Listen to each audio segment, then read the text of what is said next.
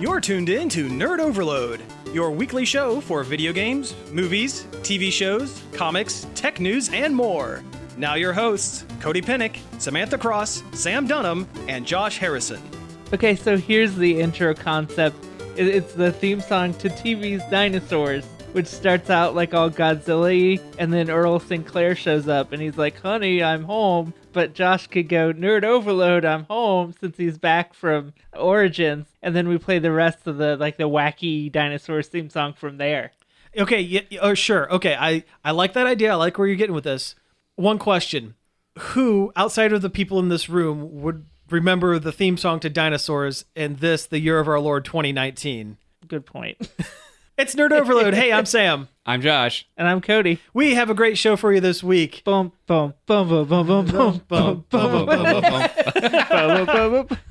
It always in my head turns into the athletic theme from Yoshi's Island. The first thing I think of when I think of dinosaurs is always...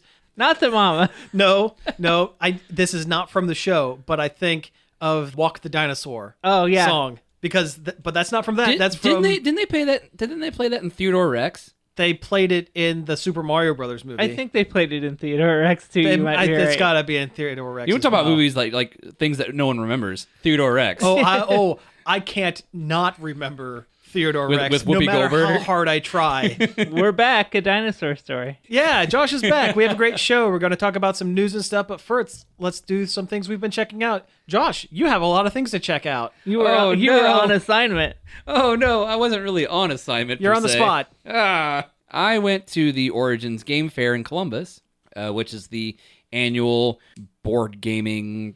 I mean, it's kind of grown a bit beyond that now, but for the most part, still hobby gaming convention. It's probably one of the bigger ones out there. Yeah. Next to like Gen Con, which is in August. That's the other big one. Yeah. And I tell you, not in Ohio. Yes, in Indianapolis. Mm-hmm. Still sort of close though. Yeah, it's drivable. It's doable. Yeah, but definitely doable. it kind of like makes you realize how big like the board gaming tabletop hobby has grown, because this year was huge. Like they had all 3 of the giant event halls. Really? At the convention. Wow, that's impressive. Yeah, like not even Wizard World can do that. No, Wizard World just does the one. Yeah. Yeah, I've never seen it. I've never been to a con that was more than one hall. Yeah, it was 3 halls, and they opened up all the side doors so all the 3 rooms were connected. Wow. But that's impressive. The way the setup was, it was kind of ingenious on how they did it. So you come down the stairs to the escalator to the main event, or the main lobby of the convention center, whatever you want to call it, the causeway. And the first door you come to is the first game hall, they wanted to call it, I think. So it was just a bunch of like tables set up and people just playing different gaming events, depending on the company, like the WizKids tournaments for like HeroClix and Dice Masters and Attack Wing and all that stuff. Those events were going on. The next hall was the exhibition hall, so all the vendors and people showing different things, like and where you could actually purchase things. And they were all nude. No. Oh wait, that's the exhibitionist hall. Okay. I mean, it could have worked for the weekend. And then the next hall was another gaming hall. Wow. But yeah, and then of course it's Origins, so there's stuff going on all over the convention center. Like there was a room. There was like a side area for just like Steve Jackson games. So like the Munchkin and all that stuff. No mead hall though, unfortunately. Right? Sorry, I'm very punchy today apparently. There's enough Viking games out there. There could have been a mead hall somewhere. And then like upstairs, the upstairs areas was like, all like the Pathfinder, Dungeons and Dragons, whatnot that they always have going on. Shadowrun had a big showing this year. Huh. Oh, cool. Riding on the coattails of cyberpunk pseudo fantasy stuff. Sure. I think a new edition of Shadowrun actually came out at Origins. Like it premiered at Origins. I didn't know they were still doing Shadowrun. Yeah, it's like I think a different company has picked up the license for it. Interesting. Kind of like Vampire. Yeah, new Vampire just came out too. I'd love to play that, but nobody would ever play Vampire with me. It's a hard sell. In my personal experience, people I've run into that get really into Vampire, I don't want to play with them. So I would only play Vampire in a sense where I could play as someone from What We Do in the Shadows. Right? Yeah. Like, Right? just the worst vampire. Maybe we should play Let's see here. What else? What We Do in the Masquerade. I love it. Nice. I love it. Perfect. That's a podcast Yep, name right that's there. it. Yep, nailed it. Nailed it. in Trademark. one. Do not steal. Yeah. Um, TM. Man, there was so much going on. Okay, well, let me focus this a Yes, little. yes. How did your amp guard go? Man, we were busy. Yeah? We were busy. We were busy on Wednesday, the first day, and we're generally never that busy. Okay. But we had people like about, I want to say, either right before lunch or after the lunchtime general rush, we get slammed. And there's like, and we had like so many people like. Everybody's full of Subway and ready to smack each other with swords. I mean, yeah. Subway and bad sushi? Yeah. I didn't have the sushi, but That's I for the did best. have some Subway. For the best. 1 year at a con there, I had the sushi. Oof. I've made better decisions in my life. Let me put it that way. I went to that Barley's tavern across the street from the convention center. Yeah. Is it good? Yeah, it's not bad. Oh, right on. I mean, one, they had a coupon in the book to get a pint glass with like the Origins logo and stuff on it. Oh, that's for cool. free. Excellent. Okay. So I got that. I couldn't go into the Brucadia barcade because it was being held for a private event. I was like, oh, There's man, a new barcade over there? Yeah, it was there last year. Huh. Yeah, it's in the same complex. There's also a Mikey's Late Night Slice like right there too. Nice. Excellent. Last year was their first open and it was so busy. Anyway, that's food. But they did have this cocktail drink for Origins called the Ecto Cooler. Oh, perfect. It was pretty good. It could have probably stood to have more Midori in it. It was kind of a light green. Anyway, Yeah. we were busy. A lot of our crafting classes were sold out. So like the bow making class and the leatherworking, chainmail, a lot of stuff. And then we had people fighting constantly on our battleground area. Excellent. But yeah, we were so busy. It was a good time though. Cool. Lots of people. And then our nighttime RP tavern we've started last year Okay. was just gangbusters. Like at one point we had more con goers in the room than we had like the Amp Guard volunteers. What is the RP Tavern? Yeah. It's just kind of this thing where a lot of people will assume characters, like as far as us volunteers go, and we can do certain class abilities and things, and there's like, just kind of schlep it up and like RP a little bit and then play bar games. Oh, cool. Like we were playing cards and played a lot of Shut the Box. You ever play Shut the Box? No. It's this dice rolling game where you have like this wooden box that has numbers on it, and when you roll the dice, whatever you got on the dice, either a combination or basically the sum has to be, and you can shut the different numbered tabs. And the goal of the game is to shut all the numbered tabs to win. And we were like betting fake gold coins and stuff like for that. So it's like improv Ren Fair with games, and Kinda. that sounds cool. Yeah, and we have like Be into that. mixed drinks that are non-alcoholic. And we had a few different flavors this year. Right on. I designed a label for one of them. Nice. Excellent. Yeah, it was a good time. Then there's like these bardic musician guys that were playing farther up the convention came to visit us and stuff. Cool. And they did like a little impromptu concert. Excellent. Jamming out on their lute. Yeah, I was making a joke, but that's awesome. it might have been a guitar now that I'm thinking about it. Mandolin. Yeah, but it was the convention center as a whole was busy, and like registration was all the way at the normally it's kind of in the middle. It was all the way at the end by the Goodell entrance, Really? like as far as you could get. Dang. So I had to walk like from one end of the building to the other. Wow, that is wild. It was, but the way they set it up, it ran very smoothly. A con that big, they would have to. This was the first Take year I ever extra did steps the to run it I ever smoothly. did the pre-reg like kiosk thing. Mhm. So normally someone just generally gets my badge and brings it to me, but I went myself, and it was just fast. It was Yeah, great. don't you get like an exhibitor Mhm. type thing, right? Yeah. Yeah. I didn't realize this, but game masters or whatever we're called get access to the dealer's hall before the general public. Nice. Really? Yeah, we were walking around when it was like Saturday morning, and we went in there. It was before 10, and we're just walking around. Me and my buddy Rick were just buying stuff and whatnot. And we're just kind of killing. And all of a sudden, there's this announcement: in 10 minutes, the exhibitor hall will open up for the general public. And we're like, oh. And as I turn, we're walking past one of the doors to the outside of the room, and they're just It's like Black Friday crowd of people Oh, wow. waiting to come in, and I'm like, oh, Whoa. I wonder Wow. why it wasn't so busy in here. But it was a good time. There was lots of stuff.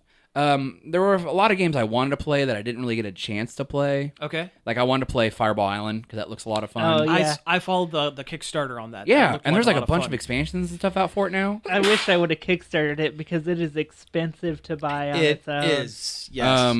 Did you know that it came with a single campaign D&D 5th edition? The Kickstarter version did. No, I did not know that. Set in the Fireball Island area? Islands like universe. Huh. Yeah. That's neat. Mm-hmm. I didn't know that. Yep. it was like the Kickstarter was like a reasonable like $60. It was like 60 or something. bucks, but now it's like crazy. Yeah, it's like Right. But 90 their or demo, 100 or I something. didn't really get to see the price, but the demo was busy all the time. Oh, I Like I bet. really wanted to play it. There was a King of Tokyo tournament going on, and I really wanted to play that because I love that game. Mm-hmm. I love King of Tokyo. Plus, there was the giant version of King of Tokyo where you had like cardboard standees of the monsters that were like Oh, Like- excellent. 4 or 5 feet tall Excellent. with like big dice to roll. Let's see, what other goofy stuff did I see? The cones of Dunshire. I wish. I wish. I've seen other people try to make a game like that, and apparently none of the versions work right. But that was kind of the joke in the show. Yeah. I do have a Cones of Dunshire t-shirt. I should have wore it. So, okay, what were some of the games that you did demo? I If you- played this one game called Proving Ground, and it was hard. Okay. And I was bad, and I lost. I was bad at it. You did not prove yourself. I did not. But apparently it's like a single player. It's a single player game where you play against the game itself. Mm-hmm. And you are the story, I guess, is you're some heiress to the throne or something, but then like political Game of Thronesian powers kind of make it to where like you're labeled as a traitor or something and thrown into like a gladiator arena. Okay. So your goal is you have to defeat 6 opponents in this arena or whatever. And so you got your card with the middle, and then you got like your opponent cards around, and you have to roll dice. You have a minute, and there's like a counter and stuff. You'll have a minute to roll these dice and stuff. Okay. But you can only roll them like in pairs of like matching and stuff. And you have to, at the end of the minute, you have to assign the dice to the cards. Mm-hmm. And if you do badly, or if you don't assign enough dice to the different cards, they can attack you and deal damage to you. And I played it for a few rounds, and I was like, my management was not good. It seemed like a interesting little game. But it also sounds like a lot of micromanagement. Yeah. Kind of, because you're also panicking against the timer of the 1 minute kind of thing. Sure. I played a game called Inoka. I ended up buying it, but it's basically rock, paper, scissors with cards. Oh, nice. And with really neat like squirrel warrior art. Oh, cool. Not quite like Redwall or the Squirrel Squire or anything like that, but like squirrels with like spears and shields and stuff, like just fighting each other or whatever. Cool. And the game is you have 3 tactics: attack, defend, or taunt. And then like rock, paper, scissors, one beats the other and whatnot. Mm-hmm. And then they all, like the different ones have like hash marks next to them. And so even if you like maybe put up the same card or something, whoever has the higher hash mark on the card. Oh, so there's wins. always a winner. There's never There's a always tie. yeah. Okay. Well, sometimes there is ties because sometimes you play If the you same have card. Exact same card. The exact Okay, same card. Sure. It's a fast little 2-player game. Or I guess it's more than 2-player too, because I was reading the rules and there's like a battle melee version or whatever. Battle Royale. Yeah, kind of, where you have a bunch of people together. That was a fun little game I 100 played. people go in, one person walks out. There aren't enough cards in that deck for that. That was a fun Everybody gets one card. that was a fun little small profile game I liked. Cool. I played, or I didn't play, but I checked out this other game called Adapt, and you are fighting fish, and then you draw cards to see and basically evolve your fish. Oh, cool. There's like a 9 slot player mat or whatever, and the goal of the game is to be the last surviving fish. It's like a combination like dice/card game. Because Okay. you got that, but then you got like dice you got to roll too.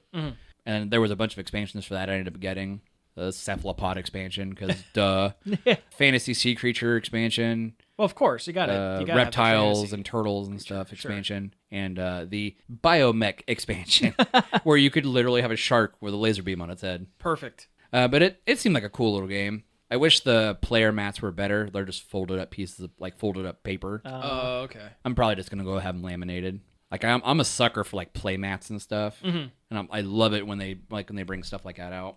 Oh yeah, you know what? Putting just a little bit of effort into your stuff. Yeah. It goes a long way. Like there For were sure. a few games I looked at. I'm like, do you have a play mat? And they're like, yeah or no. And I'm like, One of the best things I bought, and it's not even really so much a game itself, was the boardgaming.com people, or boardgamingtable.com people that build those really fancy like game tables and stuff. Yeah. They were running like a special. If you signed up for their email newsletter, you could get one of these giant gaming backpacks for like $20. Oh, wow. Okay.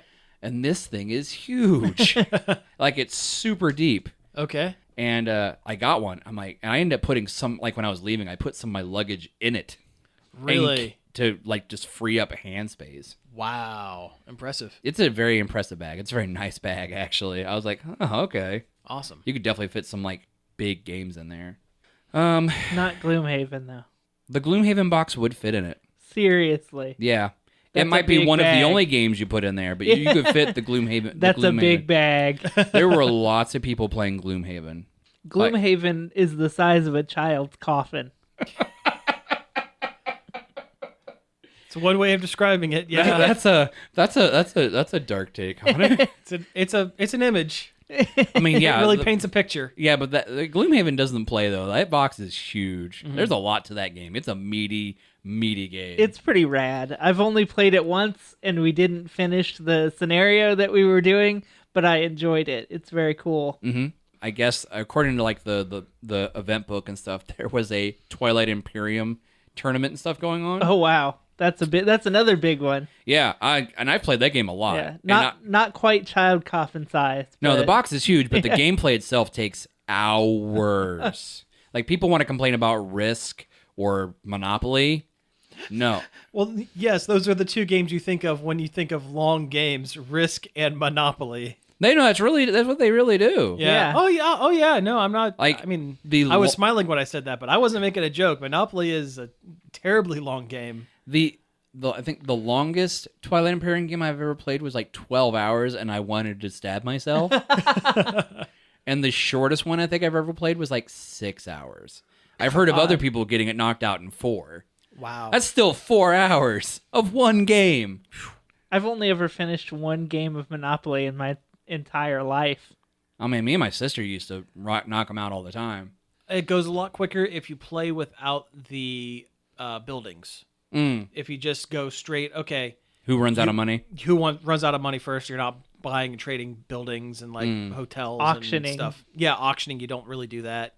Yeah, you can knock out a game of Monopoly in an hour and a half if you really put your mind to it. I don't know. I feel if you don't have the buildings, though, you can't drain the cash fast enough. fast. Yeah. At that point, you're just going around the circle, Table. table over and over. I mean, it does go a little smoother. Though if you have more players, you're less likely to put buildings out because you're less likely to own multiples of the same color True. or whatever. Right. Let's see here. I saw, and I kind of kicking myself for not getting it, but they had the Nicktoons like Nickelodeon Battle miniature board game or whatever. Huh. Oh. Yeah. I didn't know that was the thing. Yeah, I remember when the Kickstarter came out, and I was like, oh, that's kind of interesting. But like, yeah, you build the board and stuff, and everyone picks a character they want to play as or whatever. Like, seriously, it's like it's like everybody. Yeah, Rocco. Yeah, Rocco, SpongeBob, like all kinds of characters. And then they had the Reptar expansion, which had a giant Reptar figurine in it. Excellent. And that sold out, but the base game didn't.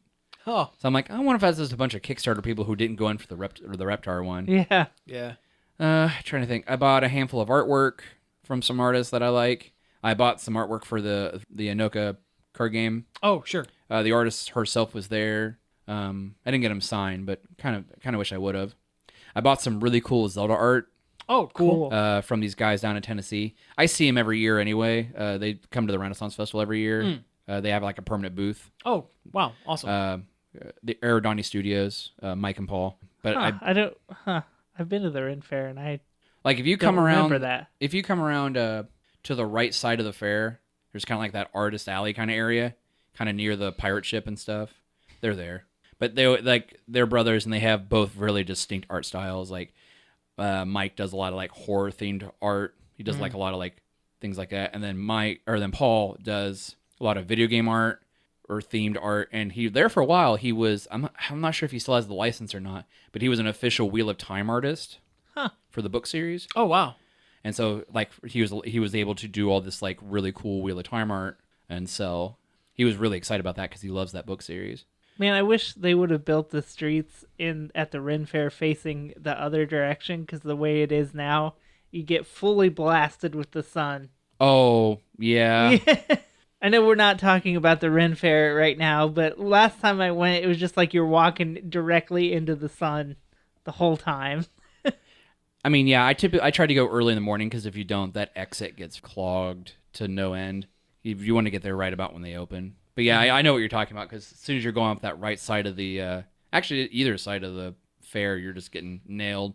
And then by noon, that back row is just a sea of people. Yeah, I go to the Rent Fair a lot, so I know exactly what you're talking about. The jousting is so rad. Oh, I know. It's so rad. And the fact that it's not stage jousting either. Yeah, it's real. full contact, get knocked on your butt. Mm-hmm. And I love the fact that they now have VIP seating. Really? Like before the joust, you can spend a little extra money and you get the VIP covered seating, so you're not sitting in the bleachers in the sun. And they give you like a drink, and you get like a little colored pennant to like wave around. You get the medieval times experience. You kind of do, except for that it's real. and there's no food. Awesome. Yeah. And then at the end, one of the knights will come into the VIP stands and sit and talk with you, and you ask them questions and stuff. It's really cool. Anyway, Origins. If not you the pay Ren Fair. a little more, the knights will give you a kiss. Their lords sitting in the corner counting coins, wearing a fuzzy hat with a cane. I hear you're looking for a nighttime. A night to remember.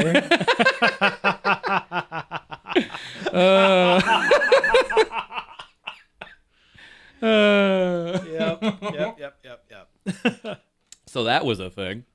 Beyond that, Origins was a blast. I don't know if I want to volunteer next year or if I just want to go and just be a regular con goer again.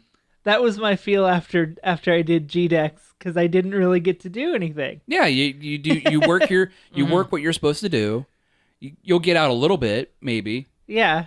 I mean, it's a great time. But there was so much I wanted. I didn't even play Werewolf this year. And Really? normally, You always play Werewolf. werewolf. I know. I generally always get at least a game of Werewolf in, and I didn't this year. I almost bought a Werewolf ribbon too, so I wouldn't have to pay the tokens every time I went.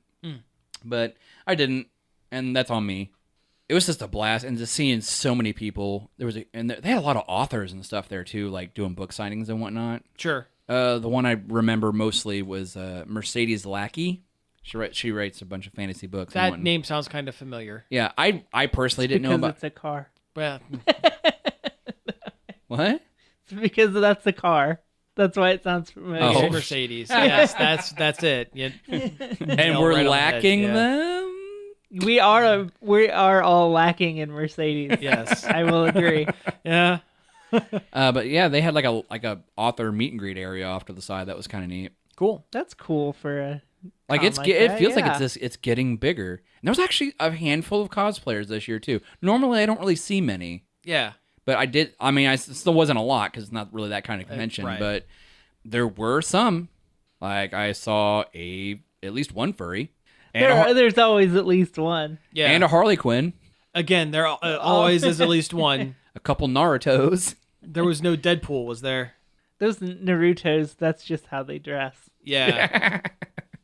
I don't know if I saw a Deadpool or not. See, I would only allow a Deadpool into Origins if he had the Beyblade card thing. The You mean the Yu-Gi-Oh thing? The Yu-Gi-Oh card The Yu-Gi-Oh thing. the Yu-Gi-Oh disc thing. Yeah. That'd be hilarious. That weird dumb arm blade. it's time to die. Anyway, man, Magic the Gathering was flying the whole time. I'm sure it was. Popping off. Yeah. It was popping off. Wizards of the Coast stuff, probably. Did they have a booth? Oh yeah. Yeah. I mean, Wizard of the Coast is Magic, and that's D&D. true. Like there was a lot of that going on. Was Kate Welch of the C team and also works for Dungeons and Dragons there? I don't know. She's cool. I like her. I didn't go upstairs to the Wizards of the Coast Dungeons and Dragons area this year. I should have. Generally, they have something. My mind was just a rush this year. I felt like I didn't really do a whole lot. Yeah. Other than work the demo. Yeah, it's one of those times where you did everything but didn't feel like you did everything. Like Yeah, kinda. you were busy, but not in the way you really would have preferred. I mean, it's not bad. I mean, get to go to the convention for free and everything. And granted, to be fair, a full Origins pass for like the whole week is $60. It's It's not bad. That's not bad at all. It's not bad. Especially if it's 3 rooms. Yeah, that's a day pass at Wizard World. Yeah. Yeah. It might be more now. I don't even know. Who knows?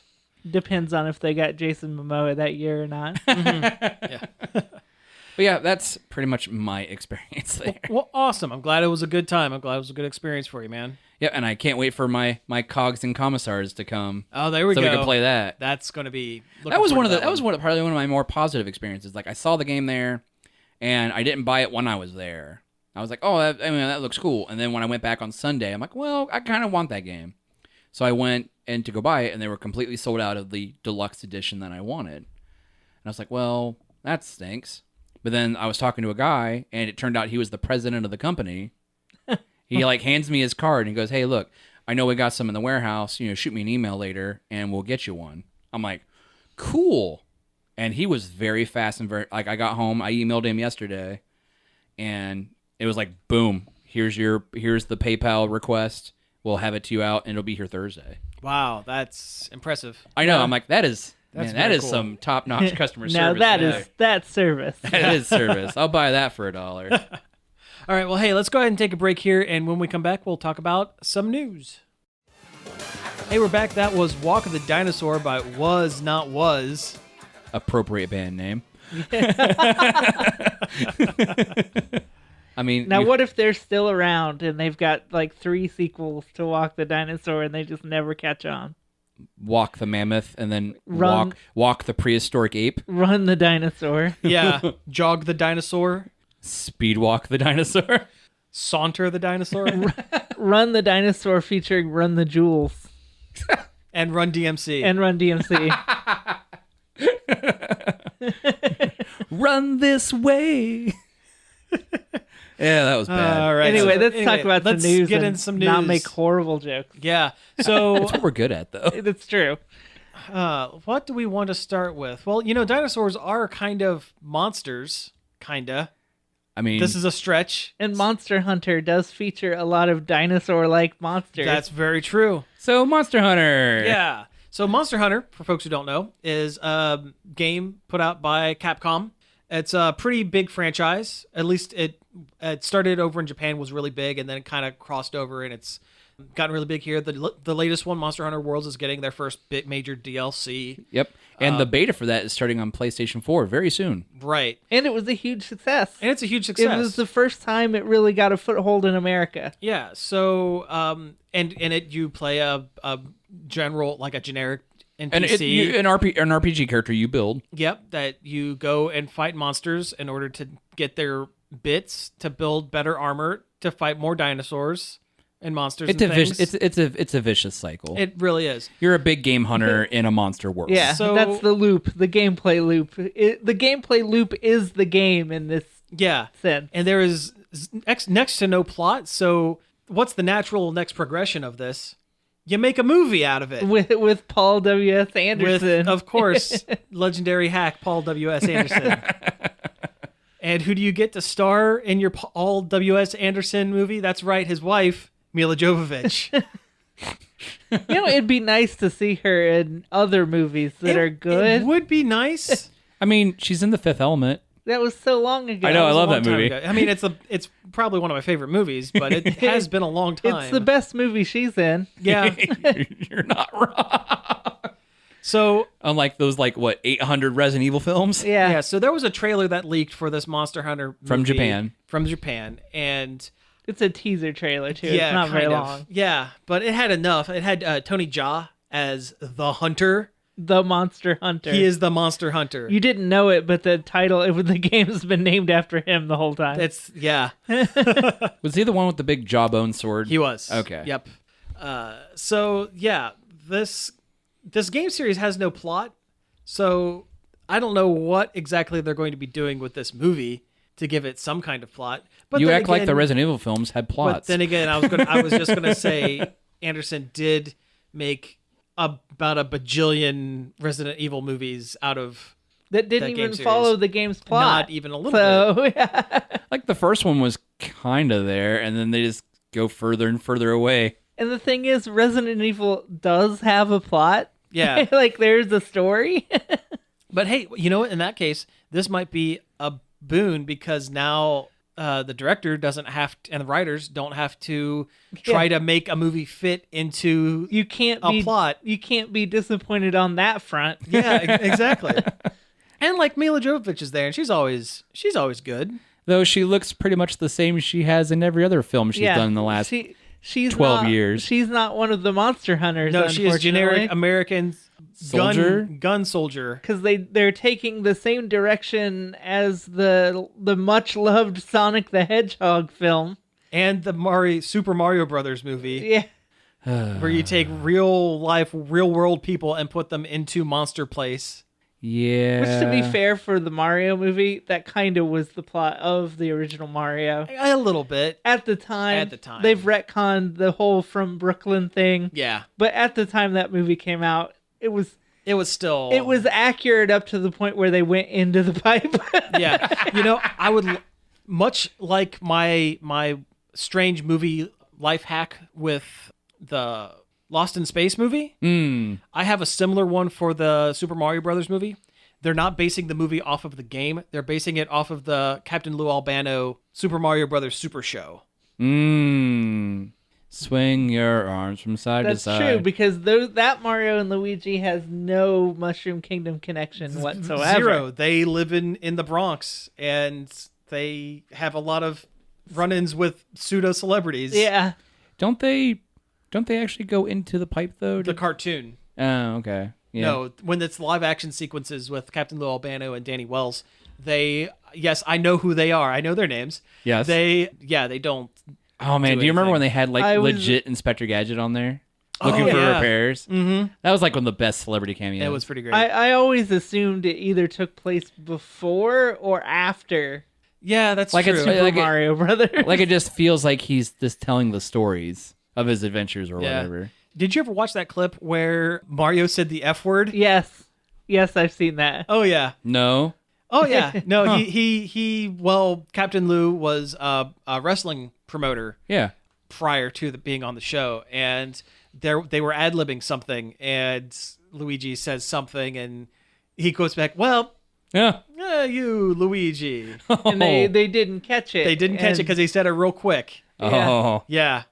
Anyway, so this Monster Hunter movie. It's probably not going to be good. I mean, it might be fun. It looks visually interesting. It could potentially be one of those bad good movies. Yeah. I mean, one of the characters looks like the female lead they keep tying into the Monster Hunter World games with the goggles and the hair and the... Yeah. Yeah, it looks visually right. Yeah. It's a shame that they decided that it needs this like real world tie-in plot. Yeah. But that could lead to super hokey as hell scenes, and I'm here for that. I just hope it doesn't affect the future games. Like I don't want to fight monsters in real world in New York City. We won't see that because how much effect did the movies have on the Resident Evil game series? I mean, you're not wrong, but I also think Capcom was smart. Well, it is also Capcom. This is also Capcom. Okay, so yeah, I think we're good then. Yeah, I think we're Never good. mind. Capcom, worry averted. Capcom knows how to milk money out of bad movies. They've done it since Street Fighter, so this is common ground. For every time Street Fighter plays on TV, they make like $1 million or something. Hey. When we saw the Street Fighter movie, that was the most important day of our lives. But to Capcom, it was Friday. Oh, that's good. I made the joke. You got it. Someone was going to. All right. So, hey, while we're talking about movies with like surprising like twists? Plot elements and twists or splits, perhaps? Splits? You guys remember the banana splits? No? I mean, that makes sense. Okay, yeah, okay, sure. because not a lot of people do. Yeah. It was an old kids show, live action kids show from the 70s? I think mid-70s, early to mid-70s. Okay, yeah. so kind of like, oh man. HR Puff and stuff? Yeah, HR Puff and stuff. That was the one I was trying to think of, yeah. It's the Hanna-Barbera version of HR Puff and Stuff, which means it's HR Puff and Stuff, but incredibly cheap. Yes, exactly. So why are we talking about banana splits? Because they're making a movie, and it's not going to go the way you think it is because it's a sci-fi straight-to-video horror film. Yeah, This is kind of wild because it's a legit franchise with a legit like licensing thing. Yeah. Like in any other universe, this would be like someone going, "Oh, we took inspiration from shows like HR Puff and stuff, Yeah, and the Banana Splits, and came up with our own thing." Yeah. Well, I mean, like Five Nights at Freddy's. Five Nights at Freddy's. Yeah, pretty much. Like with evil Chuck E. Cheese. Yeah. Right. I mean, in any other universe, it would be called like the Strawberry Blizzard. Yeah, Gang. that's it. Like That it sounds would, delicious. It would be close, but not quite. But for some reason, this happened. Like the rights holders to Banana Splits were like, "Sure, make them all murderers." Yeah, make them all killer robots. Yeah. Guess what?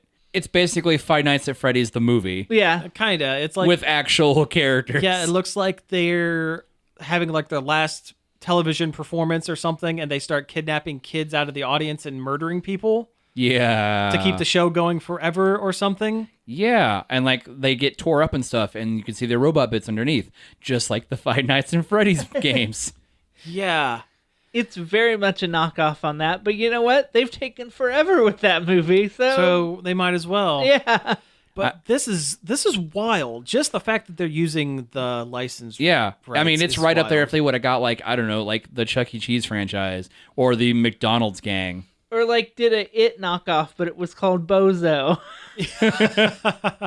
I mean that I already had a fear like that. Thanks for reinforcing that I one. always liked Bozo when I was a kid. I don't know. I like that game where they throw the ping pong ball. I was just going to say the ping pong toss the game. grand prize game, I think is what it was called. Yeah. That was some thrilling television. Edge of your seat stuff, I tell you. The homie don't play that horror movie. Homie the clown. Homie the killer clown. That was in Living Color, right? That was. Oh, yes. Oh, yes. Jim Carrey's launching point. Yeah. Back when he was James Carrey. Really? Yeah, if you look at the credits, it says James James Carrey. Carrey. Yep. Oh, fun fact. I learned about this on Twitter today. Richard Donner directed some of the Banana Splits episodes. Really? Yeah. Wow. Or at least someone named Richard Donner. I'm assuming it's the Superman guy. You know, there is an easy way to look this up, but I refuse. Yeah, I I'm think just going to continue to believe it's the Superman live guy. in this truth. Yeah, that's what we're going to do. So anyway, yes, Banana Splits horror movie, straight to DVD, Blu-ray. Sure. Anytime I saw the Banana Splits on TV as a kid, and I'm talking like, 12, whenever it was on Cartoon Network or whatever, I'd be like, you'd have to be high to enjoy this, was my reaction to it. They're all like that. Yeah. HR Puff and stuff, Puff the Magic Dragon. HR Puff and stuff, I'm pretty sure they were high. I mean, it was English. Lidsville. I don't remember that one. Oh, that's another Sid and Marty Krofft live action show where they're okay. all hats. Everybody has hats. Oh. Or not has hats. Everyone is hats. Oh. Huh. Sid and Marty Krofft always struck me as like the nasty Muppets. Kinda. Like not nasty like adult, but nasty like cheaper. Yeah. Like the Big Lots Muppets. The GoBots of Muppets. Yeah. Yes, the GoBots of Muppets. I like that. So that's a thing that kind of came out of like left field. Speaking of other movies that came out of left field and things that we didn't know we really needed, apparently there's a sequel to The Shining? Kinda? I mean, It's been a book for a while. Yeah, it's been a book, but they're making a movie of it. I mean, it's Stephen King. They mine his books for movies for like, and they will for like forever. Yeah. Sure. Eventually, all his books will eventually be movies. Yes. And he never stops writing. He's always writing. Just constantly. Him Constantly and writing. his son.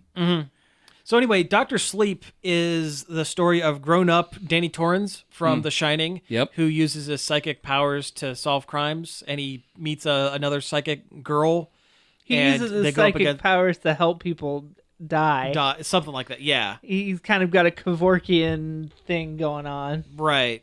And I never read the book, so I'm then not really like that deep into it. there's something with like a cult that's kidnapping psychic children, and he has to save the kids with The Shining, Which, the Shinin. I was getting ready to say the Shinin, like one of the best Treehouse of Horrors. yeah, Yeah. it really is. But the interesting part of this is the fact that it says it's based off the book, but also takes a lot of imagery from the movie, from the Stanley Kubrick movie, which Stephen King has been historically at odds with. Yes. I wonder if the production company, I don't know who's making the movie, if they met with King and came up with some kind of compromise saying, listen, we'll put like 85% of your book into this, but we got to tie it into the movie. I actually read an article or skimmed an article that said both the Kubrick estate and the Stephen King and his people are totally cool with this film. Sure, because it's going to make them a bunch of money. Yeah, that's exactly what I thought afterwards. It's like, well, it's probably for the money. Yeah. But they are both like, yeah, this is good. So, well, here's the thing. When most people think of The Shining, they think of the movie. Yeah, they think of that movie. I mean, Stephen King is a very popular horror author and will always be. Mm-hmm. But Jack's weapon is iconically going to be an axe forever and not the croquet mallet it was in the book. Right. Yeah, and like the visuals of that film, like the bloody elevator, they're so that strong. carpet, Yes. everything. Like Kubrick might have been a madman, but he did make a lasting effect on pop culture as a whole. The visuals Agreed. in that movie are so strong, there's no way you could ever overrate them with anything else. I mean, heck, I think one of the seasons of American Horror Story takes some visual cues. I'm sure it does. Well, in Castle Rock, it's got Jack Torrance's like niece, and she is constantly shown with callbacks with an axe and not a croquet mallet. And this trailer looks like it's pulling a lot of visual elements, not just scenes directly lifted from the movie The Shining, but like static shots and like the tone of a lot of the shots. Oh, yeah. Seem to match pretty. Music. Yeah, The music, for that was a sure. good one. That goes a long I mean, way. come on, when he like peers through the hole, the axe torn hole through the door and everything. Yeah. Come on. Yep. I mean, I'll be interested I'll watch it. Yeah, I think otherwise this would be a fairly unremarkable Stephen King. Just put it on the list. Yeah, but adding in the fact that they're mixing up the two sources in this way kind of makes it a lot more interesting. Makes it than very would be palatable. otherwise. Yeah. Makes. I mean, I'll go see. I mean, it. What the from heck? from an art direction, like not even being a fan of the books themselves, just from an art direction standpoint, it's gold. It's magic. Mm-hmm. And the fact that, I mean, it does look like an interesting movie. A lot of the shots are very interesting, like with the whole sliding across the floor and everything. And Which reminds me of that other Stephen King. That was it. 1408. oh, I love Yeah, 1408. That's a really good. good. That's a good movie. The movie Yeah. based off his short story. Yeah. Yeah.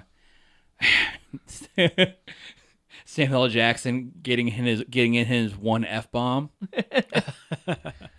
You Always. get one. You get one You in a get one. PG-13. Yeah, and if you're going to have Sam Jackson, he has to be the one that says it.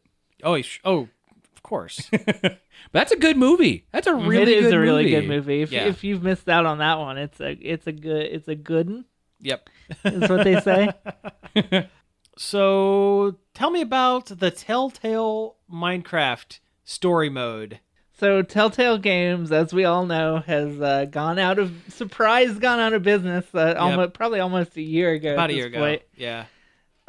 But their games are still kind of nebulously floating around out there, including Minecraft Story Mode, which is going to be completely removed from any service you bought it on here coming shortly. End of July is what I heard. Yeah, you're not going to be able to buy these games or even re-download them if you've already bought them. It's going the way of PT. Yeah. They're just going to disappear.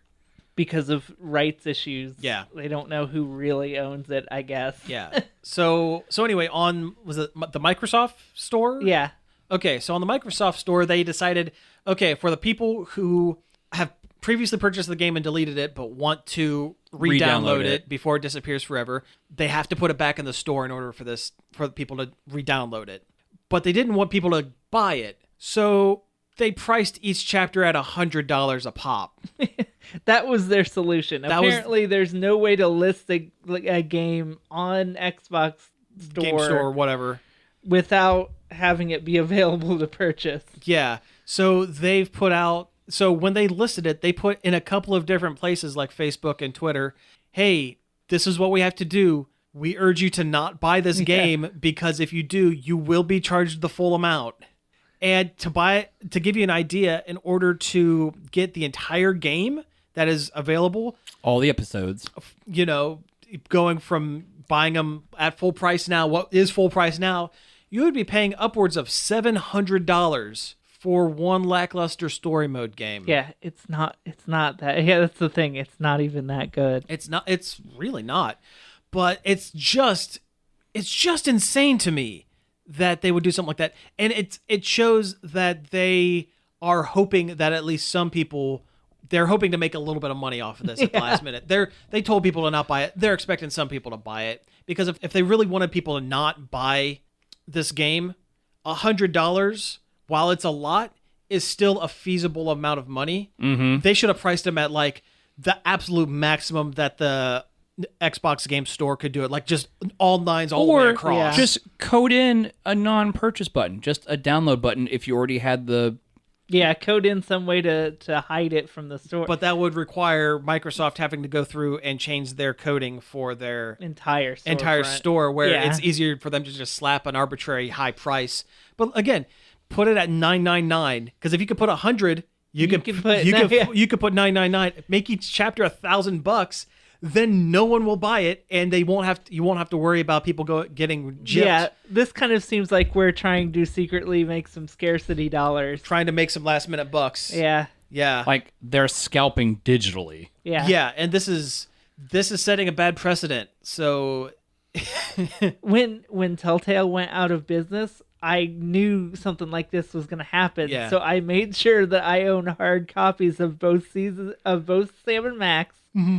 And the Monkey Island games, in case I ever want, and Strong Bad, in case I ever wanted to play them again. So now I have those because I knew crap was going to hit the fan. This was going to happen. Which reminds me, I need to get a hard copy of the last season of the Devil's Playhouse Sam & Max. Yeah, well, you can find it in places. That's true. On internet, it's available, and it's on Steam still. Really? I think as long as you. I don't know if you can buy it, but I think you can still download it. Okay. Steam is actually good about that. There's games I have that don't exist anymore. That Lego Universe, that old Lego MMO that didn't last very long, I could still download that on Steam if I wanted. Really? You can still buy that on Switch. I see it at the store all the time. No, the Lego Universe. Not Lego World. Universe, not Lego Worlds. Right. Okay. Yeah. I could still download that if I wanted to. It doesn't work, but... I own the right to get it if I want it. I tell you, Steam really has the best digital game marketplace. They've been doing it the longest. Yeah. Yeah. It's a shame that their developer... Yeah, maybe I shouldn't talk about this. Yeah. But, I mean, their marketplace is way better than the Epic Store. Have you heard about the Epic Store stuff? Oh, that trash? Yeah. How well, one, their store is bad, and two, they keep snatching up, like, exclusivity rights with a bunch of games because they have infinite money. They have infinite Fortnite money, and they're planning for the eventuality that they will no longer have infinite Fortnite money, so they want to get as many exclusive games as they possibly can. It's like they're holding them hostage, and they're basically holding Steam in a Mexican standoff to go, hey, I mean, this part's kind of cool, but kind of change some of your policies. And here's the thing, they're throwing so much money at like small developers. I heard a story about this. There are some like indie developers, like the people who did Hades, the new one that just came out a little bit ago. It's the Bastion people, isn't it? I believe. They said that they were offered so much money from the Epic Store to be exclusive that they could not sell a single game ever and still come out in the black. That's dumb. That's wild. And this is even better. This isn't on the board, but I heard about this too. They approached the guys who did Samurai Showdown, the new Samurai Showdown that's coming out soon. And to the guy's credit, he said, no, we will not be exclusive on your platform. That is crazy. And before you go, yeah, great, integrity. The reasoning is, he said, why would we give up millions of downloads elsewhere? There is never going to be a world in which the fighting game Samurai Showdown is going to sell millions of copies. It's true. That's never going to happen. True. I mean, don't get me wrong. I like the Samurai Showdown series. I do. Oh, and this new game looks dope as hell. Oh, I know. But, like, there's absolutely no way on earth Street Fighter doesn't sell millions of copies. Yeah, and that's the big, other than Mortal Kombat, that's the big fighting game. That's the big one, and it doesn't do hardly anything. Fighting games are very niche. Listen, I applaud the guy's integrity, but I believe his his account, faith. His accountant was going, no. his faith in his game may be misplaced a tiny bit. I mean, I get the point of, not wanting to alienate your customers or whatever, but at the same time, it's kind of like, not going Epic Store at this point might get you enough good faith points with the community. Oh, sure. Yeah. There's people that have said, oh yeah, I'll buy this game twice. I'll buy it wherever it shows up now because I support them. I mean, here's the funny thing is, like, I don't think a lot of people remember that, like, Epic Games used to be, the Gears of War people. Yeah. Well, here's the other thing used with to be the Jazz Jackrabbit people. Well, the last thing about this Epic Store thing, and this kind of ties in with Kickstarter as well, and it kind of shows you the problems with Kickstarter. Well, yeah. Shenmue 3 was a Kickstarter game. Yeah, that's right. When it was in its Kickstarter phase, it promised backers on multiple formats. PS4, on Xbox, Steam. On Steam. They specifically said Steam. And then they turned and got all this gobs and gobs of piles of money, more money than they could ever need to develop this game. Especially when it still looks like a Dreamcast game. Yeah. I read somewhere, though, that is purposeful. Oh.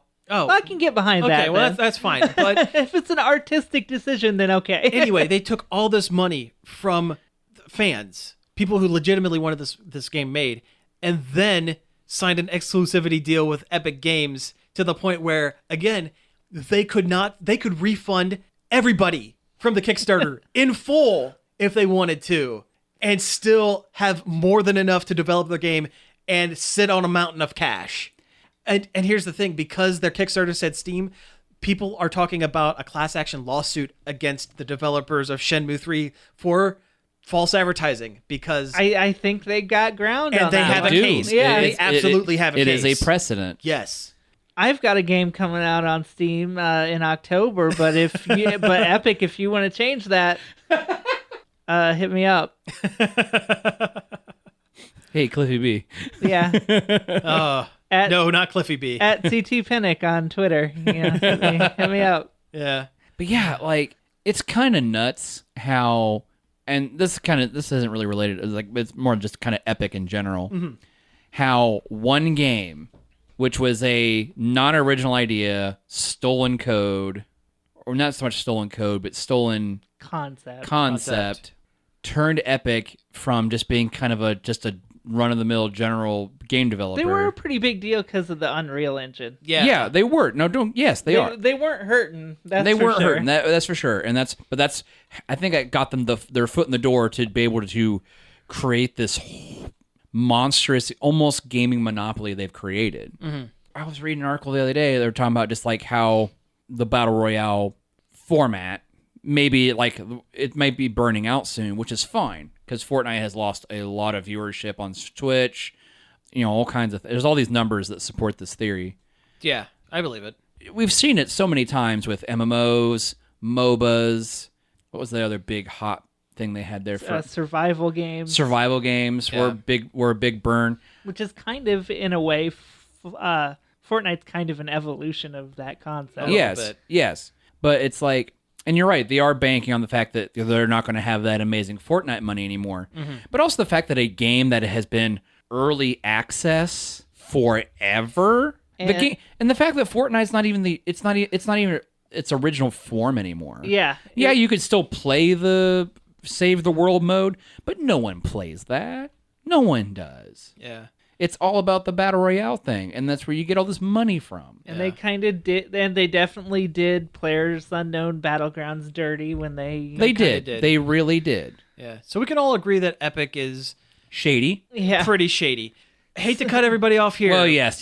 But we have hit time. We're actually over time a little bit. Yeah. So we got to wrap things up. We didn't get to talk about Pokemon controversy. Gonna have to save it for next week because I'm sure I'm just going to percolate and get hotter and angrier about it in the week between now and the next time we record. Anyway, I'm going to percolate on it. Yes.